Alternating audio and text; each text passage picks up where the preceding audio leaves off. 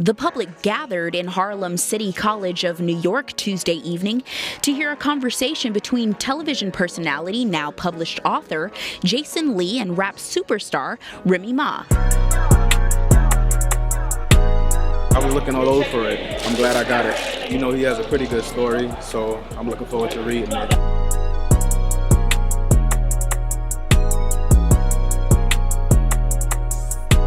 On behalf of City College community, welcome to our campus. Aaron Davis Hall opened 41 years ago. We've hosted giants like Harry Belafonte, Nelson Mandela, Alicia Keys, Barack Obama. But our legacy continues today with two giants to add to that roster, and that's Jason Lee and Remy Ma. See, I'ma do what it takes for me to move and grow. I refuse to lose. I come through in the snow on cruise control, riding through rough terrain. I'm bruised, but so. How y'all doing?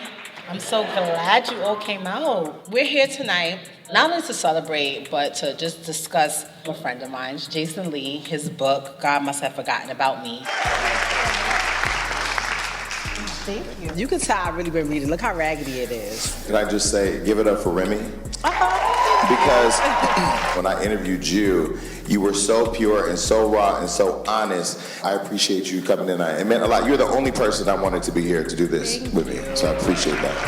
Thank you so much. That's not gonna make me take it any easier on you guys. Your mom was also molested by her father, by your grandfather, and she wasn't believed. Right. How do you feel like that cycle can be stopped? And I think that it did a lot of psychological damage to her that she then tried to pass down to us. But in terms of breaking the cycle, I think for me, the reason why I've chosen not to have kids is because I don't, at this point, have the capacity to be the parent that I think I need to be in order to have a child. So that's just me breaking the cycle by not continuing to try.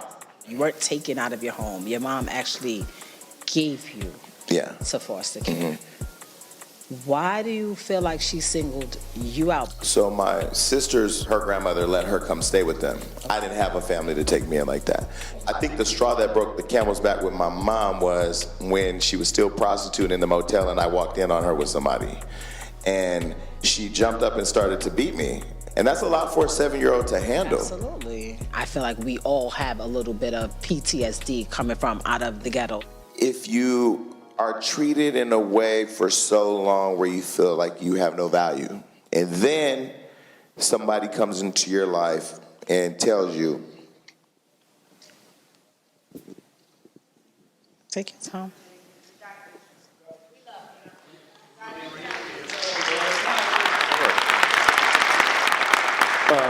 And tells you that you're special, and doesn't let people disrespect you. Every conversation is about your potential. Doesn't judge you. Doesn't judge you. That's different. We all got stuff. I haven't had professional help yet, but the book is the beginning to that, right? How would you feel about encouraging people to organize, such as young queer people? I remember these two kids I met when I first got on TV who said that they appreciated that I was advocating for people respecting the coming out process and being gay. And I think about young kids who don't have that support, so I'm currently looking for organizations that do support young kids who are in the LGBT community who are bullied for being gay. Gay people are fun. If you don't have a gay friend, go get you a gay friend. Hi, Ed. My State of the Culture families are here. By the way, we're honoring State of the Culture this year at our award show. We haven't told you yet. Oh, y'all have an award show. Yeah. What advice would you give any males that are struggling to find their way after a traumatic childhood?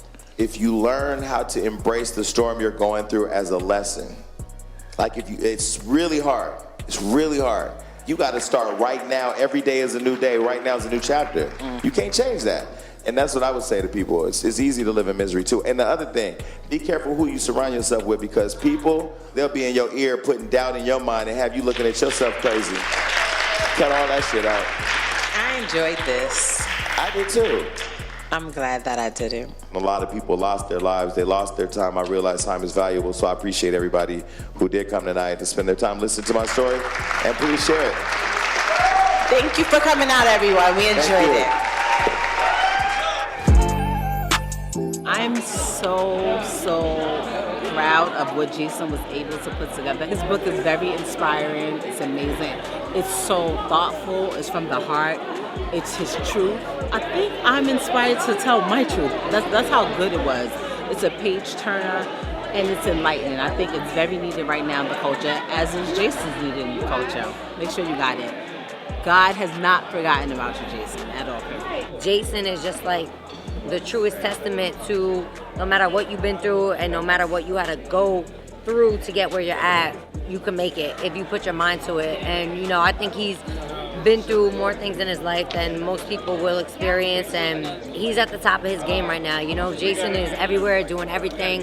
He's a true boss, a true leader, and a true friend. So I love you, Jason. Keep killing it.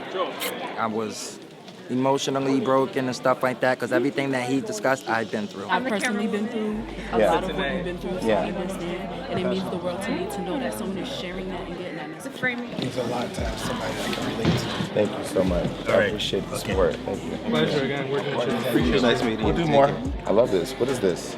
It's a nonprofit. Create a book club and I'll pop up. Yes. Okay. I ain't playing. Come on. All right, awesome. I came from Philly to see you. Really? I came all the way from London to see Jason, and it was inspiring to see how far you can come and what you can do, to come from nothing and make it of something. So I was really happy I came. Love the book. This is for Diane. Hi, Diane. Hey, how you doing? Good, how are you? Good, great talk. Hopefully you enjoy it. It was so good. She had dropped out of high school, and she told me she had inboxed you. And you was the reason why she went back to school and got hurt. Listen, look at me out here doing the Lord's work. Yes, thank you. Make sure you keep your faith, keep your confidence at a high, and be true to who you are. It'll take you a long way. Don't lose your integrity. A lot of the pain and the issues that you go through serves your purpose. Jason is very genuine. I love his book, and I'm a great support of him, and I can't wait to read his book. It's a mess, though, ain't it? It is. It's a good mess, though. It is. Yeah. But I thank you. Oh, thank because you. you got me through some hard times. 3 appreciate months on the couch. Well, but you're here. I'm here. Jason really opened up and was so vulnerable and raw.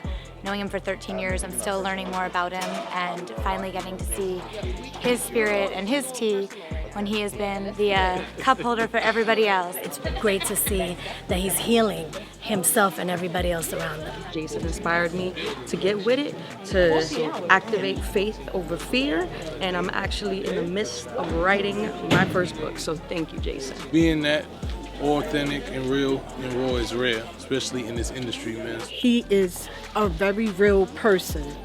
He tells it how it really is. A lot of people wouldn't even dare to even write about this. There's so many people that actually need the courage to tell their own story. But it came out of once I interviewed Jennifer Lewis on my show. At the very end of the interview, she said, I wrote my story so you could tell yours. Tell your own story, run your own race, and don't give up. That's right. Well, thank you so much. I really appreciate that. Thank you. Appreciate it. Pleasure. Giving a shout out to youth empowerment because we winning this year. What do you feel like is your purpose?